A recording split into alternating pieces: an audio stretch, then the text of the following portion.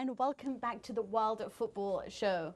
Okay, so basically last week we were discussing who were the best centre-backs, and we went through the results, and sadly I didn't win, and I was actually nowhere near it, which is so weird. But if you have a look at the results, you'll see that Beckenbauer got 31%. Raf, you're annoyed with that because he's not actually a centre-back. Well, I'm not annoyed. Of course, he belongs in any Yes, world best 11, but perhaps not as a centre-back. Cannavaro got 22% of the votes, more, and I genuinely think this is my producer calling in or tweeting in because that's who he wanted.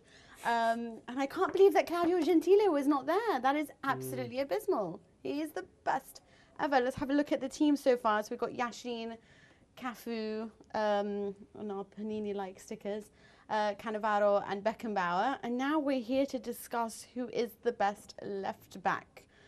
You've got 30 seconds. You know the rules. Please tweet us at STWorldFootball so that you can agree with one of us or suggest one of your own. But Andy, you go ahead now. Has to be Roberto Carlos. He's perhaps not the best surfer on the planet, but as a left back, he's got all it is.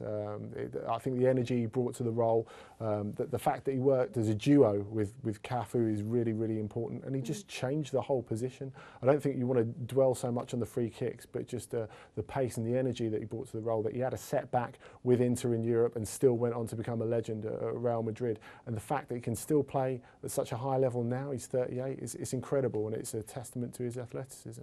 He's a player manager now, Andy, you know? That's right. Well, thank you for that. And I think Carlos was one of the best left backs ever.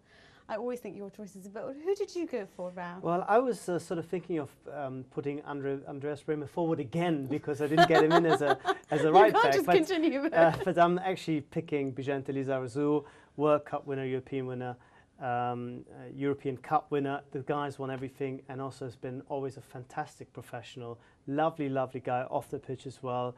The player that you want in your team. Takes full responsibility, tremendous engine, up and down, as good as he's going forward as he was defending. Just a complete left-back package. I.e., just please vote for me. No one else is worth it.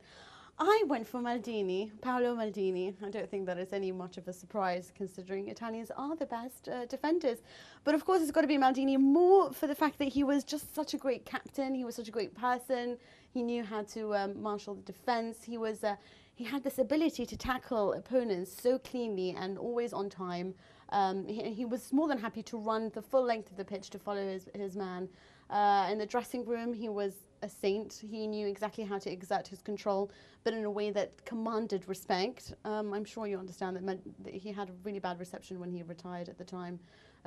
Milan fans very much think Baresi is their #1 captain, but with Maldini, he was probably the best ever left back in the world, certainly Milan's best ever. And Cesare Maldini was so big in Italy, so when Paolo was growing up, it was a bit like, oh, is he ever going to live up to his father?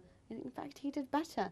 Apparently, I read he used to be a Juve fan. I don't know if that's actually true, but I wouldn't be surprised. Half of Italy. Aren't we all? Eh?